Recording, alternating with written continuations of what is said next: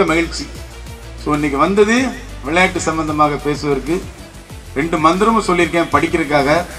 நான் எதை அடைய நினைக்கிறேனோ அதை நான் அடைந்தே தீர்வேன். என்னால் முடியாதது எவராலும் முடியாது, எவராலும் முடியாதது என்னால் முடியும் அப்படிங்கிற மந்திரங்களை இந்த குழந்தைகள்லாம் பார்த்துட்டு இருக்கீங்க, பேரண்ட்ஸ் எல்லாம் கவனிச்சுட்டு இருக்கீங்க.